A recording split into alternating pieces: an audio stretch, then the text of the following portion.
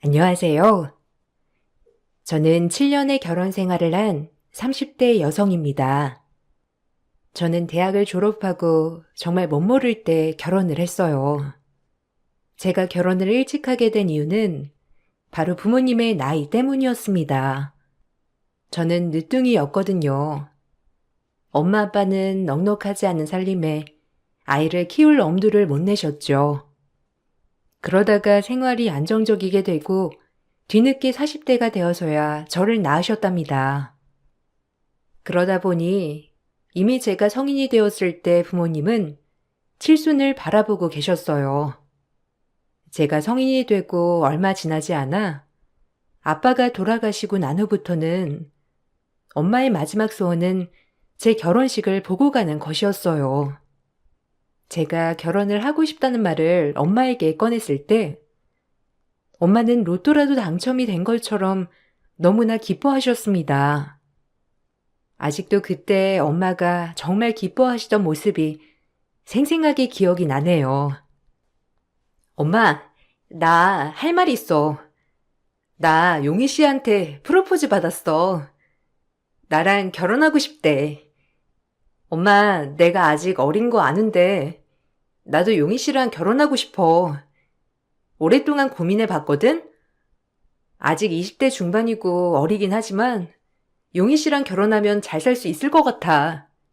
엄마, 나 결혼해도 될까?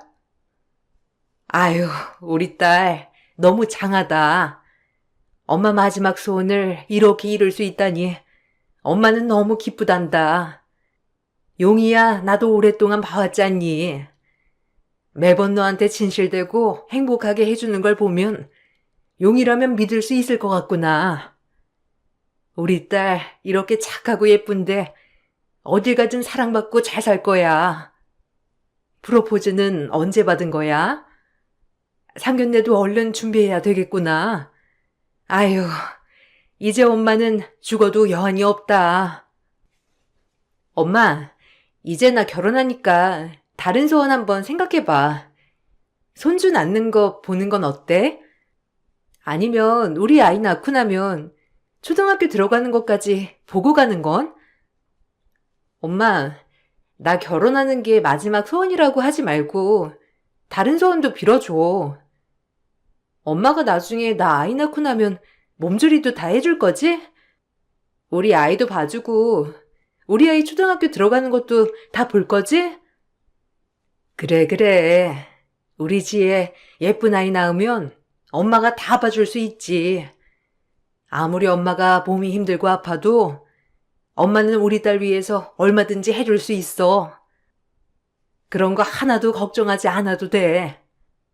아장아장 걷던 게 엊그제 같은데 우리 딸이 언제 이렇게 결혼할 정도로 커가지고는. 정말 시간이 빠르구나. 네 아빠 살아계셨으면 결혼한다고 하면 정말 좋아했을 텐데. 그러게 엄마. 아빠는 더 좋아하셨을 텐데. 용희도 몇 번 못 보고 가셨잖아. 용희 씨 딱 처음에 봤을 때부터 아빠가 엄청 마음에 들어 하셨던 거 기억난다. 이번에 쉬는 날에 우리 아빠 보러 다녀오자. 안 그래도 얼마 전에 꿈에 나왔더라고.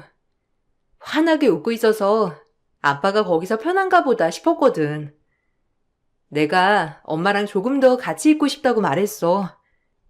아빠 외로워도 조금만 참아달라고. 엄마랑 좀 더 있겠다고 했으니까 아빠가 더 기다리실 거야. 그래, 우리 딸 웨딩드레스도 엄마가 골라주고 사진도 골라주고 해야지. 아빠 보러 다녀오자. 아유, 우리 딸 결혼한다고 하면 엄마가 알아볼 게 많겠다. 결혼 비용도 하나도 걱정 안 해도 돼. 준비 안 돼 있다고 하면 엄마가 얼마든지 도와줄 수 있으니까. 알았지? 우리 딸 위해서라면 엄마가 다 줄 수 있어. 다른 건 다 필요 없고 지혜가 결혼해서 행복하게 잘 살기만 하면 되는 거야. 결혼을 하겠다는 말을 하니 엄마는 너무나 뛸 듯이 기뻐하셨어요. 사실 대학을 졸업할 무렵부터 엄마의 건강도 급속도로 나빠지고 계셨던 상황이었죠. 아빠가 돌아가시고 난 후에는 기력도 부쩍 쇠약해지셨고 우울증도 앓고 계신 상황이라 사실 저는 엄마의 곁을 떠나 가정을 꾸린다는 것이 너무 걱정이었어요. 그런데 엄마는 어떻게든 제가 빨리 결혼을 하기를 바라셨어요. 항상 제가 결혼하기 전에 당신이 먼저 돌아가실까 전전긍긍이셨죠. 저의 상황을 알고 있었던 남편은 졸업과 동시에 프로포즈를 했고 그렇게 저는 결혼을 준비하게 되었습니다. 시댁이나 저희 집이나 경제적 상황은 비슷했지만 엄마는 외동딸을 위해 지원을 아끼지 않으셨어요. 결혼 후에도 남편이 사업을 하겠다며 선포를 했을 때 경제적 지원을 해주시기도 하셨죠. 엄마는 남편을 마치 아들처럼 아껴주셨고 아낌없이 지원을 해주셨어요. 그렇지만 제 시집살이는 녹록지 않았습니다. 10분 거리에 살고 있던 시댁의 시모는 매일같이 집으로 찾아오셨고 제가 어리다는 이유로 살림을 알려주겠다며 이것저것 집에 오면 지적하기 바쁘셨어요. 매번 말로는 저를 위해 찾아온다곤 하셨지만 제가 보는 시모는 마치 감시자 같았어요.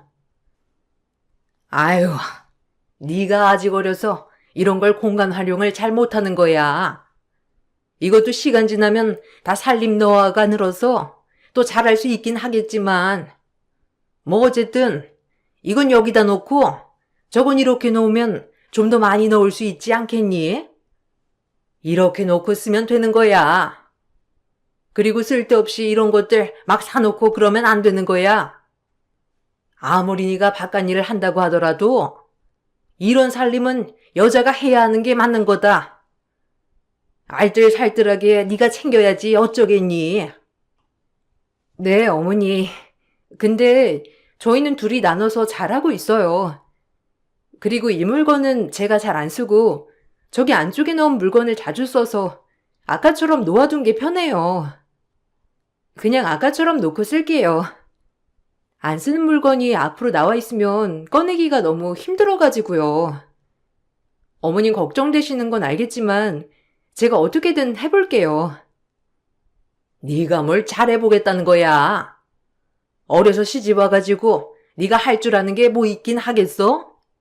에휴, 됐고 너는 다른 사람 말 들을 필요 하나도 없다.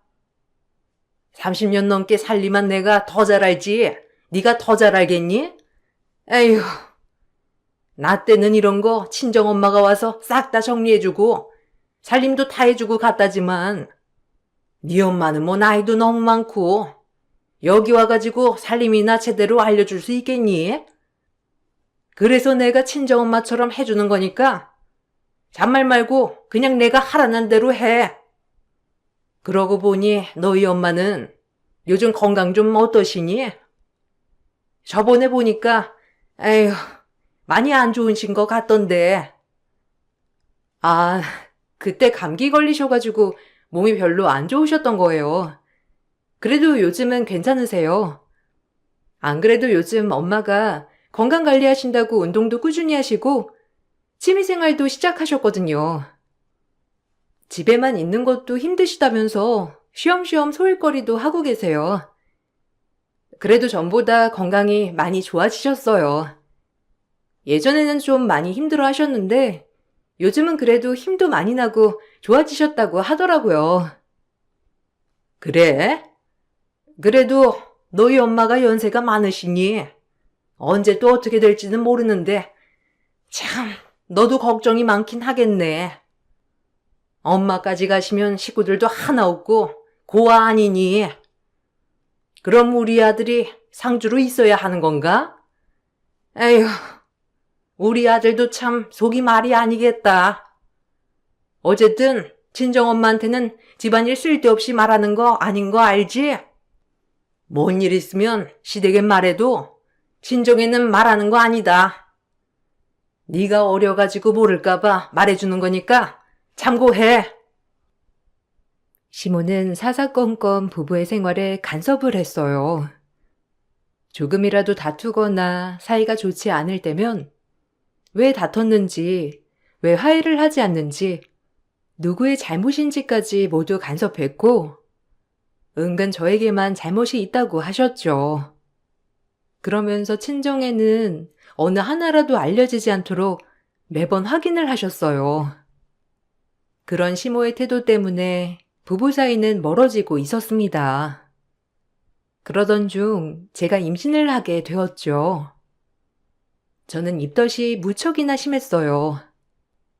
심한 입덧 때문에 몸무게가 일주일에 5kg나 빠질 정도로 힘들었습니다. 병원에서는 입원을 했으면 좋겠다는 말을 할 정도였어요. 엄마는 그런 저를 너무나 안타까워 하셨죠. 지혜야, 많이 힘드니? 내가 너 임신했을 때 입덧을 너무 심하게 해서 네가 나를 닮아버렸나 보구나. 이런 걸 물려주다니 엄마가 너무 미안하다. 엄마가 너 임신했을 때 입덧 안 하고 지나갔으면 너도 이렇게 힘들지도 않았을걸. 엄마가 미안해. 뭐 먹을 수 있는 건 아무것도 없어? 힘들면 요새는 병원 가서 주사도 맞고 그러던데. 너무 꾹꾹 참지만 말고 바로바로 병원에 가서 주사도 맞고 그래. 아휴, 내가 대신 입덧을 해줄 수도 없고 어쩌니? 엄마, 너무 걱정하지 마. 입덧 심할수록 아이가 잘 있는다고도 하잖아. 걱정하지 않아도 된대. 몸무게가 좀 줄어서 이번에 안 그래도 병원에 가서 수액도 맞고 왔어. 그러니까 걱정하지 마. 그래도 처음에 입덧했을 때보다는 조금씩 나아지고 있는 것 같아서 다행이야. 병원에서도 시간 지나면 점점 나아진다고 하니까 엄마 진짜 걱정 안 해도 돼.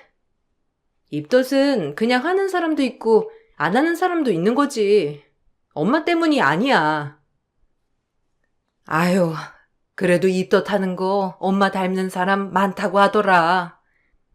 안 그래도 마른 우리 지에 입덧하느라 더 말라버려서 어쩌니?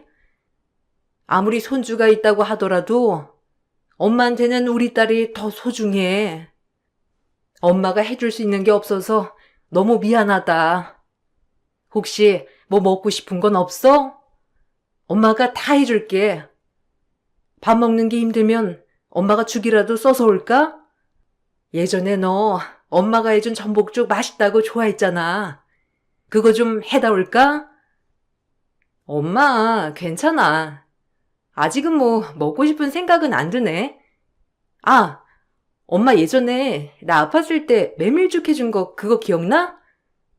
나 그거 갑자기 먹고 싶다. 다른 건 생각이 안 나는데 메밀죽은 갑자기 떠오른다. 그거 먹을 수 있나? 조금만 먹으면 될 것 같은데. 엄마 오니까 입덧도 싹 사라진 것 같고 좋다. 엄마, 며칠만 우리 집에 좀 더 있다 가면 안 돼? 그래, 그래. 엄마가 먹고 싶은 거 다 만들어다 줄 테니까 걱정하지 마. 조금이라도 먹고 싶은 거 있으면 뭐든 말해. 한 입이라도 먹으면 다행이지. 김서방도 며칠 좀 있다가 가라고 해서 안 그래도 엄마가 며칠 있다가 가려고 했어. 무리하지 말고 누워 있어. 힘들어도 조금씩 먹다 보면 넘어가는 게 있겠지.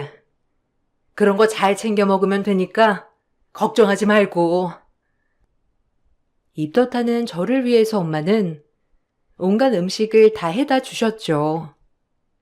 냄새만 맡아도 입덧이 심해서 엄마는 항상 집에서 요리를 하고 다 만든 음식만 싸가지고 다시 집으로 가지고 오시기도 했어요.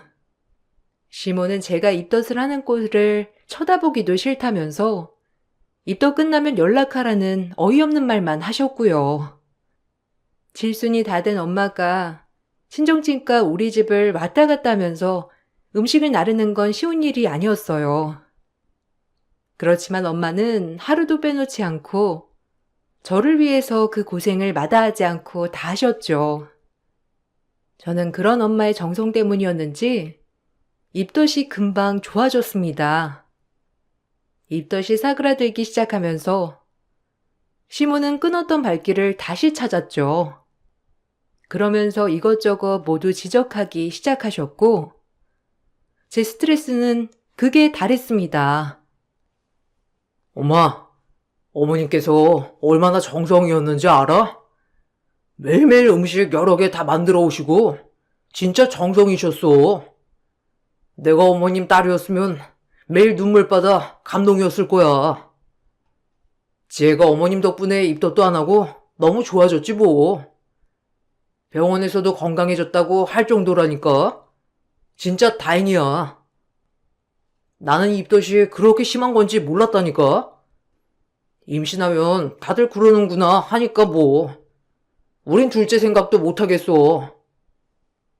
아유, 쓸데없는 말 하지 마. 임신하면 다 그러는 거지.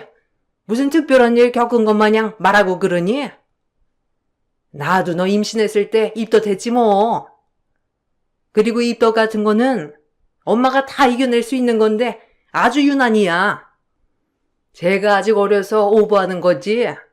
원래 그렇게 심한 거 아닌데. 에휴. 그리고 친정엄마는 원래 다 그렇게 해주는 거야.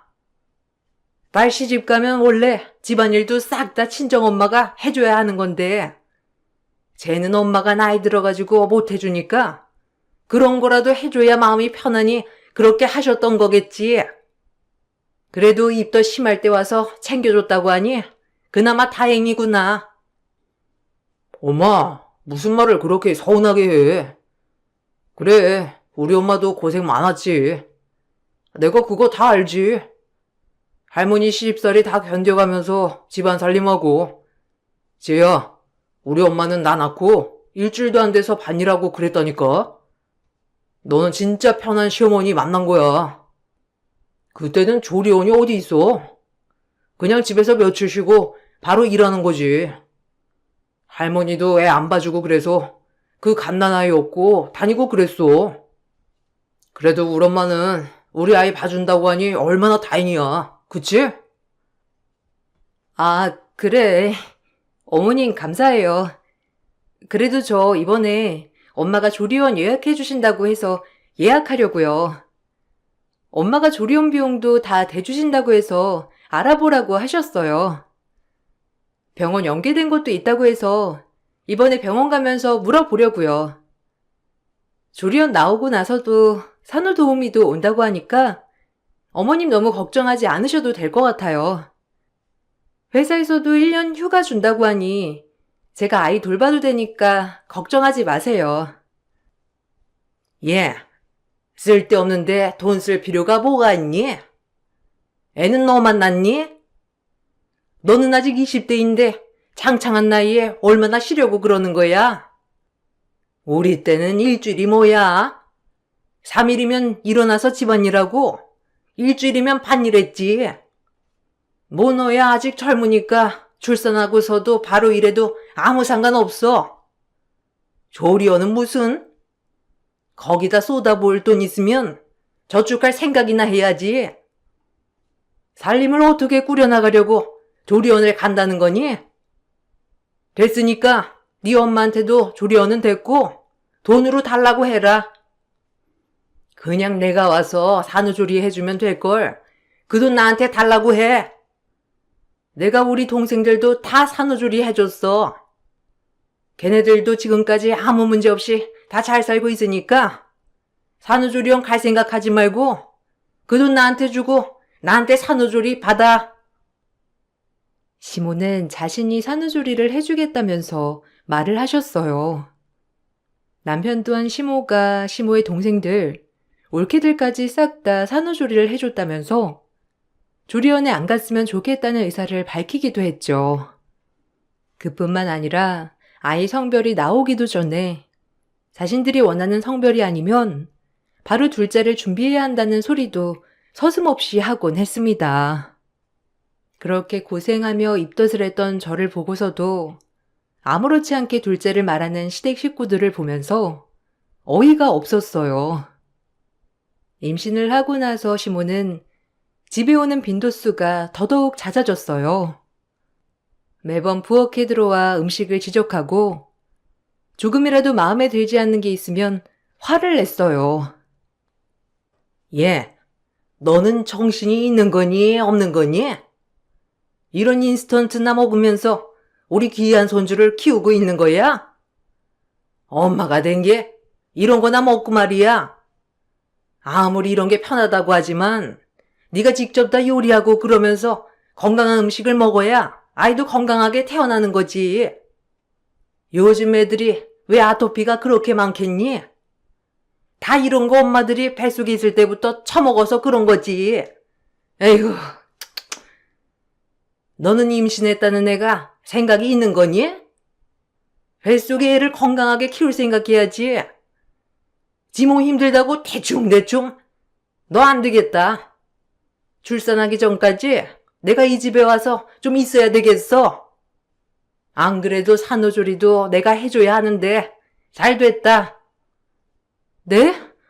어머님, 저번에도 말씀드렸잖아요. 태어나고 산후도우미 오셔서 산후조리 해주실 거예요. 조리원 안 가는 대신 산후도우미 오시기로 했잖아요. 어머님 안 오셔도 돼요. 음식 걱정되시면 제가 좀 더 신경 쓸게요. 그러니 너무 하나하나 다 뭐라고 하시지 마세요. 걱정되시는 부분도 잘 알고 있어요. 근데 너무 신경 안 쓰셔도 돼요. 자주 먹는 것도 아니고 저랑 남편 둘 다 일하다 보니 바쁠 때는 간단하게 먹으려고 그런 거니까. 아무리 그래도 이건 아니다. 집안일은 여자가 챙겨야지. 남자가 어떻게 다 챙기니? 너 우리 아들 주방에도 들어오라고 하는 거야? 아무리 힘들어도 주방일은 여자가 봐야지. 밥은 제대로 해먹고 살아야 하지 않겠니? 네 애도 애지만 우리 아들도 밖에서 힘들게 일하는데 이따위로 먹이는 거야? 네가 아무리 어리다고 하더라도 살림은 조금씩 하면서 늘려야지. 이건 뭐 밑도 끝도 없고 늘지도 않고 원. 아이고. 이 상태로 아이 태어나면 어떻게 키울지 안 봐도 뻔하다 정말. 됐고, 오늘부터 반찬 하나씩 만드는 법 말해줄 테니까 틈틈이 연습해라. 어머님, 이런 것까지 다 신경 쓰실 필요 없으세요. 반찬은 제가 만들 시간이 많지 않아요. 아무리 회사가 제 편이 봐준다고 하지만 1년 동안 육아휴직 해야 하는데 그동안 일도 다 마무리해야 하고요. 오늘만 일찍 끝난 거지 늦게 끝나는 날도 많아서 밖에서 밥 먹고 들어오는 날도 있어요. 집에서 먹는 것도 얼마 안 되는데 매일 반찬 하나씩 만들 수 없어요. 어머님 걱정하시는 건 알겠지만 저희가 그렇게 엉망으로 사는 건 아니에요. 어머, 얘가 말대꾸 하는 거 봐라. 네가 친정엄마가 전국 건강했으면 알아서 와서 반찬도 싹 다 해주고 집안일도 다 해줄 텐데 그게 되지 않으니까 그러지. 니네 엄마는 나이가 많아가지고 그런 거 하나도 못 해주는데 나라도 이렇게 신경 써야지 어쩌겠니? 입덧할 때는 그렇게 잘만 챙겨주더니만 왜 지금은 안 챙겨주시는 거야? 그러니까 내가 신경 안 쓰게 생겼니? 나까지 신경 안 쓰면 너네가 사람 구실하면서 살기나 했겠어? 엄마는 제 생활을 존중해 주셨고 사이가 혹시라도 불편해할까봐 집에 오신 적이 거의 없었지만 시모는 하나하나 감섭하면서 스트레스를 줬습니다. 마치 친정엄마가 챙겨줘야 할 것을 자신이 생각해서 챙겨주는 것이라며 저를 위하는 듯 말을 했어요. 저는 시모의 행동, 말 하나하나가 스트레스가 되었죠. 스트레스가 심해서 그랬는지 아이는 임신 중기를 넘기지 못하고 유산이 되어버리고 말았습니다. 엄마는 유산 소식을 듣고서 자신의 잘못인 것처럼 자책하셨어요.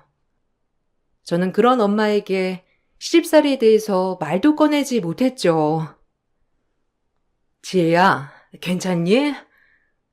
이거 네 잘못 아닌 거 알고 있지?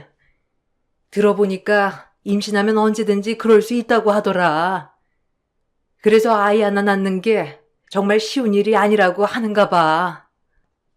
내가 좀 더 네 몸을 잘 살폈더라면 우리 지혜가 이렇게 힘든 일은 없었을 텐데 내가 너무 미안하다. 우리 딸 몸조리 잘해야지. 엄마가 지혜 입덧할 때 차라리 임신 안 했으면 우리 딸 안 힘들었을 텐데 그렇게 생각해서 그랬나? 엄마가 된 게 그런 생각이 나다니 너무 미안하다. 엄마, 이거 엄마 때문 아니야. 그러니까 그런 말 하지 마. 임신은 나중에 다시 할 수 있고 나 아직 젊어. 그리고 주변에서도 아직 임신은커녕 결혼 안 한 친구들이 대부분인데 나는 좀 빠른 편이었지. 아직 내가 준비가 안 돼서 그런 것 같아. 그러니까 엄마도 엄마 탓하지 마. 그래, 지혜야 괜찮아. 네 잘못 아니야. 알지?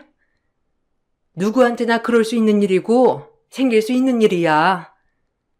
너도 절대로 자책하지 말고. 그나저나 김서방은 어디 갔니? 아까까진 집에 있더니만 나 오더니 갑자기 없어졌네. 뭐 사러 간 거야? 그래도 며칠은 누워서 쉬어야 할 텐데 회사에는 말했니? 며칠 푹 쉬어야 한다고 말해서 몸 관리도 하고 쉬어야 돼. 회사에서도 당분간 일 걱정하지 말고 쉬라고 하더라고. 남편은 필요한 거 있어서 잠깐 나갔어. 엄마 너무 걱정하지 마. 남편도 있고 어머님도 자주 오시니까 집안일이며 이런 거 전혀 걱정하지 않아도 돼. 안 그래도 엄마 몸도 안 좋은데 내가 엄마 걱정시킨 거 아닌가 몰라. 병원에서도 그냥 그럴 수 있다고 말씀하셨으니까 내 잘못 아니고 몸 어디 이상 있어서 그런 거 아니라고 하셨으니까 엄마도 너무 걱정하지 마. 엄마는 제가 유산을 했다는 소식에 너무나 힘들어 하셨고 마음 아파하셨어요. 엄마는 모든 것이 당신의 탓이라고 하셨지만 반대로 시모는 모든 게 제 탓이라 말을 하셨습니다. 남편 역시 제가 조심하지 않은 탓으로 은근히 생각하는 듯 했어요. 그러게, 일은 뭐하러 다녀가지고 이 난리니? 내가 임신하고 입덧 심하니까 일이나 그만두라고 하지 않았어? 그 젊은 나이에 애를 흘리는 게 말이 되니? 아휴, 아니 너 어디 몸에 이상 있는 거 아니야? 다음 임신은 그래서 언제 할 수 있대? 어차피 젊으니까 금방 괜찮아진다고 하지? 왜 그렇게 된 거라니? 아휴, 그러게. 몸 관리 제대로 해야 하는데 대충대충 고집 부리더니만. 어머님, 제가 관리를 못해서가 아니고 그럴 수 있는 일이라고 병원에서도 말했잖아요. 그리고 애를 흘리다니 그게 무슨 말씀 하시는 거예요? 어머님이 이러시는 게 더 저한텐 스트레스예요. 병원에서는 심한 스트레스 받아도 그럴 수 있다고 하셨는데 그럼 제가 스트레스 받아서 그렇다고 하면 좀 마음이 편하시겠어요, 어머님? 제발 저 몸조리 할 때만이라도 가만히 좀 놔둬주시면 안 될까요?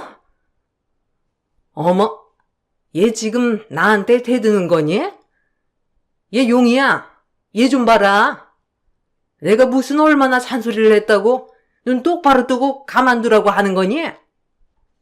아주 그냥 뭣도 모르는 애 며느리라고 들였다가 내가 꼼짝을 못하겠다 정말. 너 지금 그럼 내 탓이라고 하는 거냐? 어떻게 그게 내 탓이야? 네가 애를 잘 잡아두지 못해서 그런 거지. 아무리 좋은 씨를 주면 뭐하니? 받지 좋지 않은데.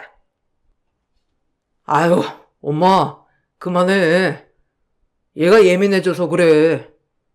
자기도 좀 미안하고 그러니까 괜히 이렇게 화내는 거니까 엄마가 좀 이해해주면 안 될까? 지혜야, 너도 그만해. 왜 엄마한테 그래? 우리가 잘못한 일 가지고 왜 그렇게 말하는 거야? 그리고 엄마가 스트레스 줬어? 네가 스트레스 받을 게 뭐가 있어? 엄마가 밥이며 뭐며 다 해주는데 진짜 제발 좀 그만해라. 나도 화나려고 해. 뭐? 당신이 뭐가 화나? 내가 스트레스 받는 거 다 알면서도 그냥 넘어갔잖아. 내가 스트레스 뭐 때문에 받고 잠도 못 자고 힘들어하는 거 당신 알잖아. 그거 뻔히 알면서도 그냥 든 게 누군데 그래? 뭘 그만하라는 거야? 뭐 때문에 그런 건지도 다 알고 있었잖아. 어머머머, 얘가 진짜 미쳤나 보다. 너 지금 시어머니 앞에서 큰 소리 치는 거니? 어디 기어는 우리 아들한테 소리를 치고 난리야? 얘같이 얘도 못 지켜놓고선 어디서 큰 소리야? 너 옛날 같으면 바로 쫓겨나는 거야, 알아? 아주 그냥 늙은 부모 밑에서 오냐오냐 키운 티가 여기서 확 나는구나. 시모는 막말을 내뱉기도 하셨습니다.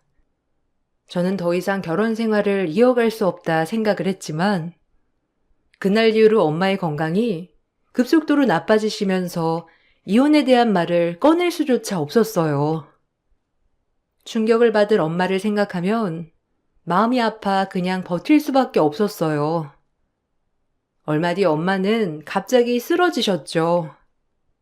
평소에도 건강이 좋지 않으셨던 엄마는 쓰러지시고서 위독한 상태로 중환자실에 입원을 하시게 되었어요. 병원에서는 하루를 넘기기 힘들 거라는 말을 하셨죠. 저는 엄마의 마지막을 지키기 위해 병원을 지켰지만 아무리 기다려도 시댁 식구들은커녕 남편도 모습을 보이지 않았습니다. 겨우겨우 연락이 닿은 남편은 어이없는 소리만 했을 뿐이었어요. 여보, 왜 안 와? 엄마 오늘 밤 넘기기 힘드실 거래. 엄마한테 마지막으로 할 말 없어? 엄마 임종은 같이 봐야지. 그래도 엄마가 당신 아들처럼 잘 챙겨주셨잖아. 엄마가 당신도 보고 싶어 할 거야. 몇 시간 못 버티실 수도 있대. 바쁜 거야? 회사에 한 번만 말하고 오면 안 될까? 나 너무 무섭고 힘들어. 엄마 진짜 오늘 가시면 어떡해? 지금 가면 나는 어떻게 해야 해? 여보, 얼른 와. 그게 지혜야. 미안한데, 나 조금 늦게 가야 할 것 같아. 아니, 엄마가 오늘 마침 어디 예약을 좀 했는데, 내가 어머님 병원에 가보겠다고 말했는데, 오늘 아니면 안 된다고 너무 고집을 부리시네. 여기가 소문난 간장게장 맛집이라 예약하기도 힘들고 그런 곳인가 봐. 그래도 시간 오래 안 걸리니까 내가 최대한 빨리 끝내고 갈 테니 조금만 기다려줘. 미안해, 지혜야. 당신 지금 무슨 소리 하는 거야? 엄마 지금 몇 시간 못 버틸 수도 있다고 했잖아. 그러지 말고 당장 와. 당신 진짜 지금 뭐 하는 짓인지 알고 하는 거야? 지금 밥 때문에 엄마 임종도 못 지킨다고 하는 거냐고. 당신 진짜 너무한 거 아니야? 엄마가 당신한테 해준 게 얼만데, 얼마나 잘해줬는데 당신 뭐 하자는 거야? 당장 와. 지금 안 오면 나 당신이랑 앞으로 못 살아. 예, 나다. 너 지금 네 남편한테 하는 말꼬락서니가 그게 뭐니? 갈 사람 때문에 산 사람 배 걸면 쓰겠냐? 네 엄마야 인생 순리대로 가는 거고. 솔직히 살 만큼 산 사람 아니니? 네 아빠 곁에 간다는데 네가 그렇게 못 놓고 있는 것도 그것도 도리 아니다. 어차피 중환자실에 계시다면서 말이라도 하실 수 있으면 모를까? 숨 넘어가는 분 얼굴 봐서 뭐 좋다고 그러는 거니? 밥 먹고 갈 테니까 그렇게 알고 끊어라. 시모는 엄마가 돌아가시면 연락을 하라면서 어처구니 없는 말을 하고선 전화를 끊어버렸습니다. 아무리 전화를 다시 걸어도 남편은 전화를 받지 않았고 저는 그렇게 홀로 엄마의 마지막을 지키게 되었어요. 엄마는 몇 시간을 버티지 못하시고 떠나셨습니다. 바로 장례식 준비가 되었어요. 하루가 지나도 시댁 식구들은 아무도 보이지 않았죠. 연락도 없이 오지 않는 식구들을 보면서 어처구니가 없었습니다. 그런데 누군가가 저에게 전화를 해왔고, 저는 그 전화를 받고 소스라치게 놀랄 수밖에 없었어요. 바로 경찰이었습니다. 시댁 식구들은 제가 장례를 치르는 사이 근교로 여행을 갔던 모양이더라고요. 그때 밥집에서 나오면서 음주 차량으로 인해서 사고가 발생했고, 그 자리에서 시댁 식구들이 모두 사망을 했던 것이었습니다.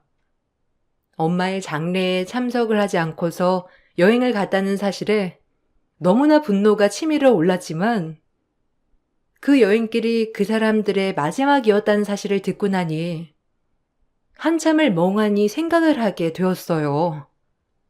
모든 장례가 끝이 나고 나서 서류를 정리하다 보니 시부모님의 보험금 수익자가 남편으로 되어 있다는 것을 확인했고, 외아들마저 사망을 한 상태라 가족들의 사망보험금은 모두 저에게 전달이 되었어요. 장례가 다 끝난 이후 만난 이모는 놀라운 얘기를 저에게 해주셨죠. 지혜야, 엄마 너무 보고 싶지? 그래도 언니는 네가 너무 힘들지 않게 잘 살길 바랄 거야. 사실 언니가 너 결혼 생활 힘든 거 다 알고 있었어. 우연히 한번 네 시어머니가 너한테 화내는 걸 들었다고 하는데 그 자리에서 가서 뭐라고 하지 못했다고 하더라고. 그게 내내 마음에 걸렸대. 아이 유산하고 나서는 당장 그 집에서 나오라고 하고 싶었는데 언니 몸도 좋지 않고 그 집에서 나와도 자기는 이제 곧 갈 것 같으니까 그래도 남편한테 기대서 살라고 생각을 했던 모양이야. 그랬는데 네 시댁 식구들 끝까지 언니 장례식도 안 오고 참 대단한 사람들이야. 네 시댁 식구들 죽은 거 그거 아마 벌 받은 게 아닌가 싶다. 엄마가 내 상황 다 알고 있었어요? 아니, 엄마가 한 번도 저한테 말을 꺼내본 적이 없어서 몰랐어요. 엄마가 얼마나 힘들었을까? 그거 다 알고 있으면서 내가 아무렇지 않게 하는 걸 보고 얼마나 마음 아프셨을까? 나는 엄마가 내 결혼 생활 보면서 행복해하면 기뻐하고 좋아할 거라 생각했었는데 엄마는 피눈물 흘리고 있었겠네요. 엄마한테 솔직히 말할 걸. 이렇게 가실 줄 알았으면 좀 더 엄마랑 오래 같이 살 걸 그랬어요. 지혜야, 너희 엄마는 그래서 네가 너무 기특하기도 했고 안쓰러웠대. 아빠 가시고 나서 자기마저 가버리고 나면 네가 너무 힘들어하고 무너질까 봐 그래도 형편없는 사람들이지만 가족이라도 있으면 좀 더 버틸 수 있지 않을까 생각을 하셨던 거야. 근데 그 힘든 상황에서도 꿋꿋이 버티는 걸 보고는 혼자서도 잘 해내겠다 싶으셨나 봐. 언니가 끝까지 버틴 거 너도 알고 있지? 난 네 엄마가 끝까지 너 지키려고 그런 거 같아. 그 사람들 결국 그렇게 돼버린 거 난 톡톡히 벌 받은 거라고 생각하고 싶어. 지혜야, 네 잘못 아무것도 없어. 알지? 그 사람들 다 벌 받은 거야. 그러니까 너 보란 듯이 당당하게 살아.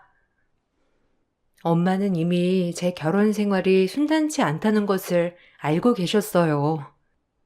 그렇지만 당신이 얼마 살지 못할 거라는 걸 짐작하셨는지 또다시 홀로 남겨질 딸이 걱정되어 뭐라고 말도 못하셨던 것이었습니다. 엄마가 돌아가시자마자 시댁 식구들은 장례식도 참석하지 않은 채 여행을 떠났고 그런 모습에 벌을 받았던 것 같아요. 이모는 엄마의 당부를 잊지 않고 저를 끝까지 도와주셨어요. 변호사도 선임해서 문제가 생기지 않도록 다 해결을 해주셨죠. 시부모님의 친인척도 안 계셨고 남편에게도 형제가 없었기 때문에 남편이 받게 된 보험금과 재산도 전부 저에게 그대로 올 수 있었습니다. 엄마가 마지막으로 주신 선물이라 생각을 하고 있어요. 혼자서도 당당하고 꿋꿋하게 잘 이겨내길 바랐던 엄마의 마음처럼 저는 요즘 홀로 당당하게 살기 위해 노력하고 있답니다. 제가 정말 원했던 삶이 어떤 것인지 다시 한번 생각을 하면서 공부를 시작했어요. 주변에서도 응원을 해주시는 분들이 많아져서 요즘은 많이 힘을 받고 있네요. 늘 받기만 했던 부모님의 사랑 덕분에 잘 버티고 있어요. 제 긴 사연 들어주셔서 감사합니다. 여러분들도 늘 파이팅 하시길 바랄게요. 안녕하세요. 최근에 동서가 새 식구로 들어왔어요. 그런데 좀 어이가 없는 일이 생겼습니다. 결혼 턱 낸다고 저와 시모를 개인적으로 따로 부른 적이 있었어요. 그전부터 별로 좋은 관계는 아니었던 터라 가고 싶지 않았는데 이미 예약을 해놨다면서 저도 참석을 해야 된다고 하길래 어쩔 수 없이 동서가 예약해두었던 음식점으로 들어가게 되었습니다. 이미 시모와 동서는 일찍 도착했는지 먼저 자리에 앉아 대화를 주고받고 있었어요. 그런데 제가 자리에 앉자마자 어색한 웃음으로 인사를 하던 동서가 음식을 주문했는데 나온 음식을 보는 순간 기분이 정말 안 좋아졌고 집안 분열을 조장한 동서의 행동과 말투가 결국 싸움으로 이어져 버리게 되었습니다. 이런 심각한 문제가 생기기 시작한 건 몇 달 전에 동서가 시동생과 결혼을 하겠다고 인사를 오면서부터였어요. 솔직히 저는 인사 온 동서의 얼굴을 딱 보는 순간 어떤 성격을 가지고 있을지 느낌이 어느 정도 왔었어요. 하지만 시동생은 동서에게 푹 빠져서 헤어나오지 못하고 있는 상황이었죠. 동서의 눈빛은 상당히 욕심이 많아 보였고 원하는 건 무엇이든 자기 소유로 만들고 싶어하는 그런 모습이 대화를 나누면서 충분히 느껴지고 있었습니다. 하지만 시부모님은 여우 같은 동서의 행동에 헤어나오지 못하고 있었어요. 거기까지는 그냥 그러려니 하고 넘어가긴 했는데 저를 바라보던 동서가 뱉은 한마디에 이 결혼 진행하면 집안이 풍비박산 날 것 같은 강한 느낌이 들어서 동서가 돌아간 뒤 조심스럽게 말을 꺼냈어요. 뭐라고? 지금, 그러니까 결혼을 반대한다고 그랬니? 아니, 뭐가 부족해서 결혼을 반대하겠다는 거야?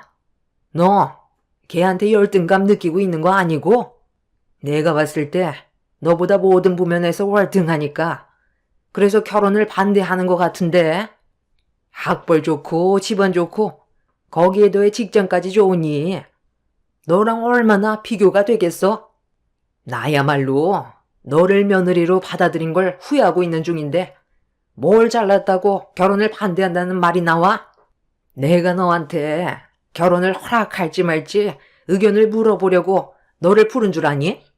자리만 채우라고 부른 거지. 너한테 새며느리를 평가라고 부른 게 아니다. 쓸데없이 분위기 초치지 말고 할 일 끝났으면 그만 가봐라. 와, 엄마. 정말 예민하게 왜 그래요? 오늘 중요한 날이라고 일찍 서두르게 만들어서 집에 오자마자 예비 재수씨 오기 전까지 제대로 쉬지도 못하게 온갖 잡일은 다 시켰으면서 우린 의견도 못 내요? 분위기 초치지 말라고요? 그게 고생한 이 사람한테 지금 할 말이에요? 엄마가 이 사람 마음에 안 들어하는 건 알고 있지만 그렇다고 재수씨 인사 온다고 고생하며 음식 준비한 사람한테 고생했다는 말은 해주기는커녕 상처 주는 말에 정말 질려버렸어요. 이럴 거면 뭐하러 불렀어요? 저도 재수씨 오늘 처음 봤지만 그닥 좋은 사람은 아닌 것 같아요. 아무래도 부유하게 살아온 만큼 남을 쉽게 생각할 수도 있겠죠. 그런데 이 자리는 상당히 어려운 자리 아니에요?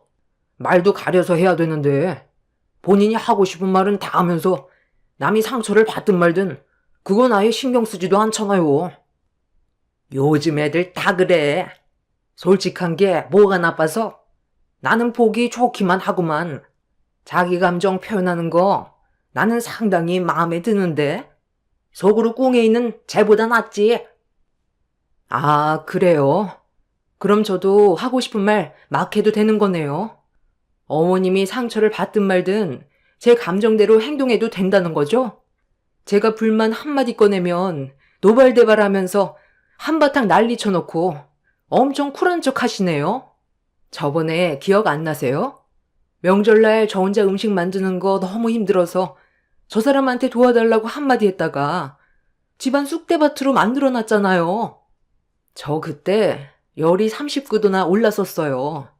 몸이 안 좋아서 도움 요청했는데 어머님은 주방에 자기 아들 들어오게 했다고 한바탕 난리쳤을 때 2번 다시 오고 싶지 않았는데 며칠 지나고 나서 귀찮은 일 혼자 하셔야 되니까 저한테 맘에도 없는 미안하다는 말에선 또다시 불러내서 일 시켰을 때 정말 서운하고 상처 많이 받았는데도 가족 간의 분열을 일으키고 싶지 않아 참았었어요. 오늘도 제가 이런 말씀 드리는 건 가족을 위해서지 도련님이 데려온 예비 동서를 개인적인 감정으로 마음에 들지 않는다고 결혼에 대해 반대한 건 아니라고요. 어머님은 그냥 집안 좋고 능력 좋으니까 허락한 거 아니에요. 결혼은 알아서 하겠지만 이 문제로 저에게 피해가 오거나 상처받게 되는 일이 생긴다면 저도 그때는 왕래하지 않을 거예요. 시모는 제 말이 끝나자마자 자기를 협박한다면서 한바탕 난리를 쳤어요. 그 자리에는 시동생과 동서가 집 밖으로 나간 이후에 나눈 대화였기 때문에 시동생은 저희 부부가 결혼을 반대한다는 걸 전혀 모르고 있었어요. 이런 대화를 듣게 된다면 상처를 받을 수도 있겠지만 저는 시동생이 좀 더 좋은 여자를 만나길 원했던 것 뿐이었어요. 동서가 처음으로 시댁에 인사 왔을 때 어떤 행동을 보였냐면 말이 상당히 거칠었어요. 예절 교육이라곤 전혀 배우지 못했는지 입이 너무 험해서 저희 부부는 처음에 깜짝 놀랐었고 시부모님도 당황한 듯 보였지만 집안이 좋고 사업도 크게 하고 있어서 시모는 놓치기 싫었던 것 같아요. 음식점을 3개 정도 운영하고 있고 거기에서 들어온 수익도 상당한 듯 했어요. 시동생도 대기업에서 근무를 하고 있긴 하지만 벌어들이는 수익 자체가 다르기 때문에 시부모님은 그런 동서를 놓치고 싶지 않았던 거고 눈앞에 돈이 보이니까 무슨 말을 해도 다 넘어갈 수 있던 거였습니다. 저와 시모가 동서 인사 온다고 힘들게 만들어 놓은 음식들을 한 입 베어 물더니 인상을 팍 쓰면서 그 자리에서 입안에 있던 음식을 뱉어 버리더라고요. 그리곤 이런 음식을 먹을 바엔 차라리 그냥 시켜 먹는 게 나을 것 같다면서 정성 들여 음식을 만든 고생은 생각도 안 하고 거침없이 말을 함부로 하는 동서의 모습이 저에게 엄청난 실망으로 다가왔어요. 어느 누가 초면에 그런 말을 할 수가 있겠어요. 아무리 자기 입맛에 안 맞는다고 막말을 하는 사람을 어떻게 한 식구로 받아들이겠어요. 그래서 시동생이 결혼에 대해 다시 생각해보는 게 좋을 것 같다는 의견을 말했던 건데 당장 눈앞에 보이는 재력 때문에 저희 부부의 말은 아예 차단해 버렸습니다. 시동생은 동서에게 콩깍지가 완전히 쓰여있던 상태라 이런 걸 바로 잡으려면 시부모님이 나서야 하는데 오히려 하루빨리 결혼식을 올리려는 모습들이 너무 불안해 보였어요. 결국 저희 의견은 조금도 고려해주지 않고 일사천리로 결혼식을 올리게 되었던 거죠. 사람은 겉모습만 보고 판단하면 안 된다고 했지만 동서는 겉모습뿐만 아니라 모든 행동들이 불량스러웠고 저를 형님으로 받아들이는 게 아닌 자기보다 밑으로 생각하고 있었어요. 잘못된 건 확실하게 짚고 넘어가야 할 것 같아 참다가 시댁에 모임이 있을 때 동서와 단둘이 대화할 수 있는 자리가 마련돼서 최대한 좋게 대화를 풀어나가려 했습니다. 시동생과 결혼을 했으면 그에 맞게 행동해야 된다고 설명하면서 어른을 공경할 줄 알아야 된다고 좋게 말을 했는데 갑자기 웃더라고요. 어른을 공경할 줄 알아야 된다고요? 저는 저보다 못한 사람은 대우해 줄 필요가 없다고 생각하는데요. 저보다 잘난 부분이 있어야 뭐라도 배우죠. 제가 형님 대우를 안 해주는 것 같아서 지금 이러는 거예요? 제가 왜 그러는지 설명해 드릴까요? 저보다 능력 좋아요, 집안이 좋아요, 학벌이 좋아요. 모든 게 저보다 못하는데 무슨 대우를 해요? 형님이라고 존칭해주는 것만도 감사하게 생각해야죠. 원래 저는 저보다 못한 사람한테는 그냥 반말해요. 얻어갈 게 없는데 굳이 존대할 필요 없잖아요. 정말 웃긴 게 몇 년 더 살았다고 해서 대우받으려는 거 꼭 골빈 것들이나 그런 거 따지더라고요. 뭐 그렇다고 형님이 그렇다는 건 아니고요. 그래서 저는 나보다 잘난 사람과 마주했을 때나 그 사람을 대우해주지 나보다 아래인 사람한테는 원래 사람 취급도 잘 안 해줘요. 형님은 그래도 가족이니까 형님이라는 단어 하나는 해야 될 것 같아 이렇게 불러드리는 거니 나를 가르치려 들지 마요. 내 말에 기분 나쁜 건 아니죠? 틀린 말이 아니니까 형님도 아무 말도 못하는 것 봐요. 나에게 대우받고 싶으면 나보다 잘나면 돼요. 내가 지금 맞는 말이라 말을 못하는 게 아닌 어이가 없어서 말이 안 나오는 거야. 그래, 모든 부면에서 월등한 건 알겠는데 그래도 사람 멋대로 판단해서 함부로 무시해선 안 되는 거야. 아무리 재력이 있고 배운 게 많다 해도 사람으로서 인성이 우선시돼야 하는데 제일 중요한 걸 배우지 못하면 나머진 아무 소용이 없는 거야. 지금은 동서가 재력이 있으니까 사람 함부로 깔보는 것 같은데 그 부가 언제까지 갈 것 같은데? 사람 인생은 한 치 앞도 모르는데 지금 잘 나간다고 감정대로 행동하는 거 나중에 엄청난 후회로 돌아올지도 몰라. 내가 말하고 싶은 건 동서보다 못해 보여도 다른 부면에서 배울 점들이 있고 기본적으로 해야 될 것들은 지켜줘야 된다는 거야. 내가 동서보다 살아온 세월이 몇 년이고 그만큼 삶의 지식은 많다고 생각해. 윗사람에 대한 예의는 필수적으로 배워야 될 기본적인 도리인데 그걸 배우지 못했으니 앞으로 내가 언지를 줄 테니까 동서도 이 집에 며느리로 들어온 이상 지킬 건 좀 지켜줘. 이건 부탁하는 게 아닌 당연한 거야. 나 참 어이가 없어서. 내 나이가 몇인데 지금 가르침을 받으라는 거야? 지금까지 살면서 누가 나에게 예의 없다고 말한 사람 없었고 나를 가르치려는 사람 한 명도 없었어. 동서의 제일 큰 문제는 윗사람에 대한 기본적인 예절을 전혀 배우지 못해 자기 기분대로 행동을 해야 되고 상대방의 기분은 조금도 배려해주지 않는다는 거였습니다. 제가 이런 말을 했다고 동서는 감정이 격해져 흥분을 하더니 시댁 집안이 떠나갈 정도로 화를 냈어요. 성격도 상당히 다혈질이고 그런 모습이 엄청 실망스러웠습니다. 시동생과의 결혼 전부터 어느 정도 예상은 하고 있었지만 역시나 제가 생각했던 대로 흘러가는 걸 보니 시댁 집안은 얼마 가지 못할 것 같은 느낌이 들었습니다. 조만간 분열이 생길 것 같아 보였고 저희 부부는 거리를 두기로 어느 정도 마음의 결정을 내린 상태였어요. 시부모님은 이미 동서에게 잡혀 살고 있었거든요. 상당히 비싼 고가의 명품을 아무렇지도 않게 선물을 주다 보니 동서가 어떻게 행동하든 그런 건 전혀 신경을 쓰지 않았습니다. 서로 편하게 지내면 되는 거지. 언제부터 격식 같은 걸 따졌다고 막내 며느리를 가르치려 들어? 그런 거 싫어한다고 하잖아. 너 때문에 좋았던 집안 분위기를 망치는 거야? 차라리 이럴 거면 너 그냥 오지 마라. 네가 명품 가방 한 번이라도 지어줘 봤어? 우리 집안 분위기 망치는 건 전부 너로 인해 시작된 거야. 이게 왜 이 사람 때문이에요? 재수 씨가 버릇이 없으니까 계속 문제가 일어나는 거잖아요. 계속 이 사람한테만 차별하고 상처 줄 거예요?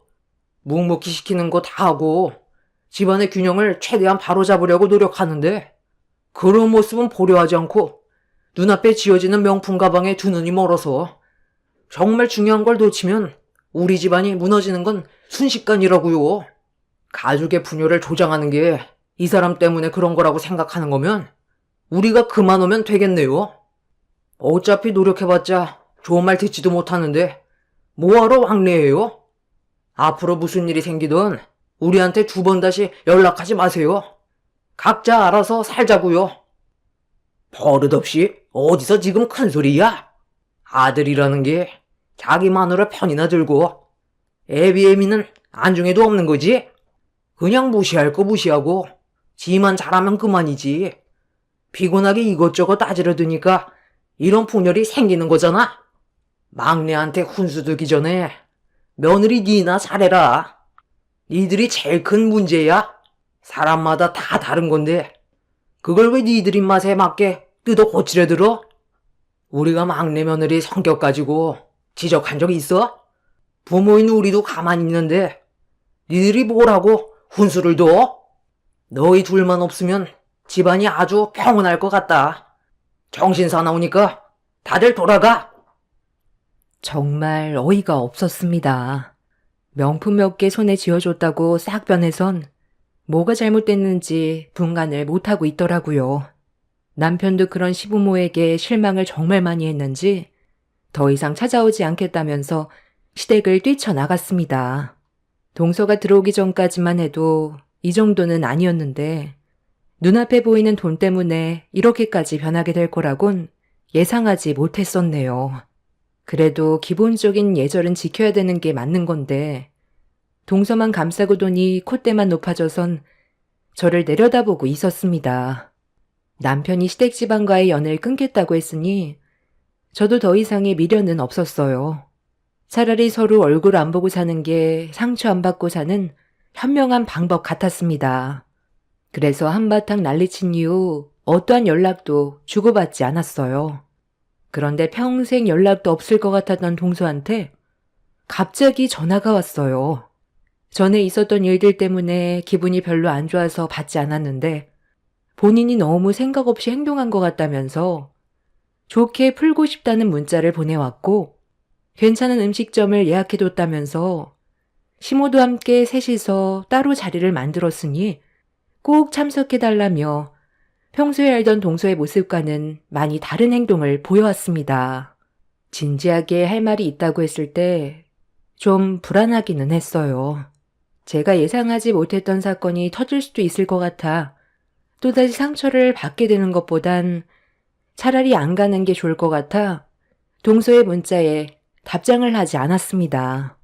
그런데 다음날 동서한테 아침 일찍 다시 한번 전화가 왔길래 가지 않겠다는 확실한 의사표현을 위해 전화를 받았습니다. 동서는 제가 전화를 받자마자 혀가 말려 들어갈 듯한 말투로 결혼하고 나서 제대로 된 식사 자리 한번 마련하지 못해 마음이 계속 쓰였다면서 중요하게 의논해야 될 말도 있으니 꼭 나와달라고 부탁을 하기 시작했어요. 평소 제가 알던 동서의 모습이 아니라서 뭔가 불안하기는 했지만 무슨 말을 하려는 건지 드러나 보려고 약속 장소로 찾아가게 되었습니다. 그렇게 동서가 예약한 식당에 들어가니 시모와 동서가 진지하게 대화를 주고받고 있더라고요. 제가 오는 모습을 발견하고 어색한 미소와 함께 음식을 주문했는데 제 앞에 놓인 짜장면 한 그릇과 동서의 한마디에 기분이 확 상해버렸어요. 동서는 저에게 갑자기 조건을 달았습니다. 비싼 거 먹으면 속이 놀랄 수도 있으니까 익숙한 거 드시라고 짜장면 준비했는데 괜찮죠? 그래도 여기 음식 상당히 괜찮아요. 저도 자주 먹는데 기분 나쁜 건 아니죠. 음식이 중요한 게 아니라 오늘 제가 형님을 부른 이유가 중요한 거예요. 어머님 거랑 너무 비교가 돼요? 어머님이야. 건강 생각도 하셔야 되고 워낙 입이 고급스러워지셔서 샥스핀 정도는 드셔줘야 되거든요. 짜장면 불기 전에 먹으면서 들으셔도 될 것 같은데. 형님 얼굴 표정이 너무 실망스러워하는 것 같은데. 그럼 다른 걸로 주문할까요? 형님도 샥스핀 먹어볼래요? 방금 얘기했지만 음식이 중요한 게 아니라 지금부터 제 입에서 나오는 얘기가 중요한 거니 일단 제 말부터 들어보세요. 만약 좋게 마무리가 되면 샥스핀이 뭐예요? 그 이상의 것들도 해줄 수 있으니까 형님은 무조건 오늘 이 기회를 잡아야 돼요. 아, 그래. 이번 기회가 너한테는 두 번 다시 오지 못할 기회가 될 수도 있으니까 신중하게 결정하는 게 좋을 것 같다. 나는 네가 고민 같은 것도 하지 말고 바로 막내 제안을 수락했으면 좋겠다. 쉽게 오는 기회가 아닌데 굳이 자존심 내세워서 남은 인생 힘들게 사는 것보다 눈 한번 딱 감고 남은 인생 편하게 살면 그것보다 좋은 게 어디 있니? 언제까지 가난해지들어 살 거야. 애들도 생각해야지. 앞으로 애들 교육 문제로 돈이 얼마나 많이 들어가는지 아니? 그러니까 저한테 뭘 바라길래 이런 심각한 말을 하는 건데요. 분위기를 보니 안 좋은 일을 저지른 것 같은데 저보고 설마 짊어지라는 말을 하려는 건가요? 아유, 형님. 드라마나 영화를 너무 많이 본 거 아니에요? 제가 만약에 누군가에게 문제가 되는 행동을 저질렀다면 그걸 형님한테 말하겠어요? 돈으로 처바르면 안 되는 일 없고 뭐든 다 해결할 수 있는데 굳이 형님 손을 빌릴 필요는 없죠. 제가 형님한테 부탁하려는 건 그런 문제가 아니에요. 아, 잠시만요. 저기 오시네. 큰형님 오시네. 여기에요, 여기. 혹시 제 말을 거부하면 다른 방법도 생각해봐야 돼서 잠깐 얼굴 좀 보자고 했어요. 같이 합석해도 괜찮죠? 우리 교수 형님이 드실 샥스핀도 이제 막 나왔네요. 그럼 전부 다 모인 것 같으니까 진지한 대화를 좀 해볼까요? 형님들이 제 부탁을 꼭 들어줬으면 좋겠어요. 전혀 예상하지 못했던 상황이 전개가 되어 버렸습니다. 그동안 시댁집안과 연 끊고 지냈던 형님이 몇 년 만에 나타난 거였어요. 시동생이 결혼할 때도 오지 않았었는데 동수에게 무슨 말을 들었길래 몇 년 만에 모습을 드러낸 건지 알 수가 없었습니다. 제가 남편과 결혼하려고 인사를 왔을 때 형님과 시모의 사이가 상당히 안 좋았어요. 형님이 불임이라 아이를 가지지 못해서 시모에게 엄청나게 시달렸다는 말을 결혼 이후 알게 됐었고, 저도 시댁에서 시모와 한바탕 난리가 났을 때 얼굴 한번 보고 처음 보는 자리라 정말 많이 놀랐었죠. 그렇게 모두가 한자리에 모인 상태에서 동서가 뱉은 한마디는 엄청난 충격을 가져오게 되었고, 저는 동서의 입에서 나온 그 말에 입을 다물지 못했습니다. 형님은 동서의 말에 얼굴이 일그러지더니 접시에 담겨있던 샥스핀 음식을 동서의 얼굴을 향해 사정없이 던져버렸어요. 시모는 형님의 돌발 행동에 경악을 했고 뭐 하는 짓이냐고 소리치면서 동서의 몸을 닦아주었네요. 아, 진짜 정말 어이가 없네. 이런 걸로 지금 나를 부른 거야? 너는 나를 뭘로 보고 그런 얘기를 꺼내는 건데? 당신도 참 사람 보는 눈 없네. 돈만 보고 이딴 쓰레기를 집안에 들였어? 좋은 관계로 풀어가고 싶어서 잠깐 얼굴 보자고 사람 살살 달래서 나오게 만들더니 정작 목적은 다른 곳에 있었네? 별 거지 같은 게 사람 알기를 참 우습게 하는구만. 내가 아이를 가지지 못한다고 무시하는 거야? 네가 싸질러 놓은 아이를 왜 나보고 입양을 하라는 건데? 완전 이거 쓰레기네. 동서, 방금 한 말 정말 사실이야? 아니 어떻게 이런 중요한 문제를 숨기고 서방님과 결혼을 할 수가 있어? 이런 건 확실하게 정리하고 들어왔어야지. 아, 지금 못들 하는 거야? 내가 그냥 입양해달라고 했어? 앞으로 뒤에서 서운하지 않게 금전적인 보상을 해주겠다잖아. 그래서 입양해달라는 건데 뭐가 문제야? 어머님도 나한테 애가 있는 거 아무 상관없다고 하셨어. 나만 옆에 있어주면 된다고 했다고. 돈 주겠다잖아. 내 배 아파 낳은 자식이긴 하지만 그 아이가 어떤 남자의 아이인지 정확하게 모르겠고 나도 그 아이를 내 손으로 별로 키우고 싶지 않아서 보육원에 맡기긴 했는데 은근히 신경이 쓰이니까 보이는 앞에 두려고 부탁한 거잖아. 입양해 주면 돈 준다니까? 사람 시켜서 아이 돌보게 할 수도 있지만 외부인이 내 집에 들어오는 것도 싫고 사람 시키는 게 찝찝해서 이렇게 부탁한 거면 들어줄 수 있는 거 아니야? 돈 준다잖아. 세상에 돈보다 중요한 게 뭐가 있어? 섭섭하지 않게 챙겨주겠다는데 왜 둘 다 거절하는 건데? 어디서 굴러다녔길래 애까지 싸질러 놓고 그거에 따른 책임을 안 지려는 건데 그럴 거면 왜 10달 품어서 세상 밖으로 나오게 만들어? 벌써 4살이나 됐다며. 그럼 한창 부모의 손길이 필요할 나이인데 눈앞에 엄마가 있는데도 우리 보고 키우라는 게 말이 된다고 생각해? 돈이면 다 되는 줄 알아? 이런 사실을 숨기고 결혼했다는 것도 놀랐지만 배 아파 낳은 자식을 보육원에 보낸 게 더 큰 충격이다. 어머님한테 보살펴 달라고 하면 되겠네. 괜찮다며. 상관없다고 하셨다면서. 그건 나도 싫다. 내가 왜 애를 봐주니? 나는 막내 며느리한테 용돈 받아가면서 남은 인생 즐겁게 살고만 싶지. 힘든 건 하고 싶지 않다. 세상 정말 하다하다 별짓 다 하시네요. 네가 얼마나 재력이 많은지는 모르겠지만 돈으로도 안 되는 것들이 있는 거야. 나이만 처먹었지. 완전 골빈년이었구만. 이 사실 아직 그 사람은 모르고 있어요. 그리고 아버님도 아직까지 모르고 계시고요. 여기 모여있는 저희들만 알고 있는데 좋게 해결보면 서로 좋은 일 아니에요? 저희 집안에서도 저한테 아이가 있다는 거 전혀 알지 못해요.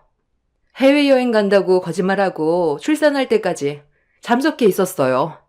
아이를 지을 수도 있었지만 그건 또 제 양심에 허락지 않더라고요. 그래서 낳아주기만 하고 알아서 살라고 보육원에 보냈는데 이게 계속 눈에 밟히는 거 있죠? 그렇다고 또 키우고 싶은 건 아니고요. 이런 복잡한 감정을 한 번에 해결할 수 있는 건 형님들 중에서 내 아이를 입양해 주는 게 제일 좋은 방법일 것 같아서 이렇게 부른 건데 우리 좋게 해결 보자고요. 가족이라는 게 서로 어려울 때 도와주는 거 아닌가? 저는 그 사람과의 사이에서 정식적으로 아이를 낳아 떳떳하게 키우고 싶지? 그 아이를 제 손으로 데려와 눈치 보면서 키우고 싶지 않아요. 동서는 인간 쓰레기에 엄청난 이기적인 사람이었어요. 본인이 하고 싶은 대로만 하려는 모습이 정말 어이가 없었습니다. 오래간만에 본 첫째 형님은 분노를 가라앉히지 못했어요. 형님은 아이를 가지지 못해서 힘들어하고 있는데 동서는 아이를 물건처럼 생각하는 모습에 화가 머리끝까지 올라온 것 같았죠. 형님은 이 문제에 대해 그냥 넘어가지 않을 거라면서 자리에서 일어나 밖으로 나갔습니다. 시모가 좋게 얘기하자고 붙잡았지만 소용이 없었어요. 동서는 끝까지 정신 차리지 못하고 저에게 좋은 기회 놓치지 말라고 아이의 입양에 대해 진지하게 생각해보라는 말에 제 앞에 있는 짜장면을 들어 동서의 얼굴을 향해 내리꽂아 버렸습니다. 본인 자식은 본인이 알아서 하는 거라고 한마디 한 뒤에 식당을 나가려 했는데 시모가 동서의 옷이 얼마짜리인 줄 아냐며 제 뺨에 손을 올렸어요. 처음으로 시모에게 얼굴을 맞게 된 저는 이성을 잃어버려 똑같이 세차게 손을 올리고 상의에 올려져 있던 음식들을 시모의 얼굴을 향해 냅다 던져버리고 안주머니에 있던 내 명함을 두 사람 앞에 던져버린 뒤 식당을 뛰쳐나왔습니다. 이번에 남편과 함께 또 다른 사업을 하나 하게 됐는데 무인 세탁소를 차리게 되었거든요. 생각했던 것보다 잘 돼서 몇 군데 추가적으로 자리를 잡았는데 식당 근처에도 코인 세탁소가 있었어요. 그래서 그곳에서 세탁이나 하라고 명함을 던져 주었던 거였죠. 그리고 이런 심각한 문제를 숨기고 결혼을 진행했던 동서와 이 사실을 알고도 묵인했던 시모의 행동을 형님과 함께 전부 다 알리게 되었고 시동생과 시부는 엄청난 충격을 받게 되었습니다. 다른 건 다 용서해도 누군지 모를 자식이 있었다는 건 용납할 수 없다며 시동생과 시부는 화를 가라앉히지 못했어요. 그리고 동서의 집안에서도 이 문제로 엄청난 충격을 받았는지 동서가 가지고 있는 모든 걸 빼앗아 버렸네요. 동서가 운영하고 있던 음식점들은 전부 다 동서네 부모님께서 자리를 내어준 것뿐이지 동서의 것이 아니었어요. 동서네 부모님께서 동서에게 너무 큰 실망을 한 듯 보였습니다. 그리고 이런 문제를 숨긴 시모 또한 조용히 넘어가지 못했어요. 시부는 당신 막내 아들의 인생을 망쳤다고 얼굴을 붉히며 시모와 싸우게 되었고 시동생은 동서와 이혼의 문턱까지 오게 되었습니다. 시모는 시부에게 받을 땐 좋았으면서 며느리가 다른 남자의 아이가 있다는 건 또 받아들이기 싫냐면서 대판 싸운 뒤 별거 중에 있어요. 동서는 자신이 가지고 있던 재력을 부모한테 전부 빼앗긴 뒤 그제야 본인의 잘못을 인정하고 시동생에게 용서를 구했지만 시동생은 그런 동서를 받아주지 않고 있는 중입니다. 잠깐 모습을 드러냈던 형님은 이런 집안과 연 끄는 게 정말 다행이라면서 앞으론 2번 다시 얼굴 볼 일 없을 거라고 다시 본래의 삶으로 돌아갔습니다. 저희 부부도 시댁과의 연락을 끊고 지내고 있는 중이에요. 한 사람이 잘못 들어와서 집안이 풍비박산 난 것도 있지만 시댁 가족들의 정신머리도 정상이 아닌 것 같아요. 저런 집안에 남편이 정상이라는 것도 정말 신기합니다. 앞으로 2번 다시 얼굴 볼 일 없을 테고 평생 마주치지 않았으면 좋겠어요. 제 사연 들어주셔서 감사합니다.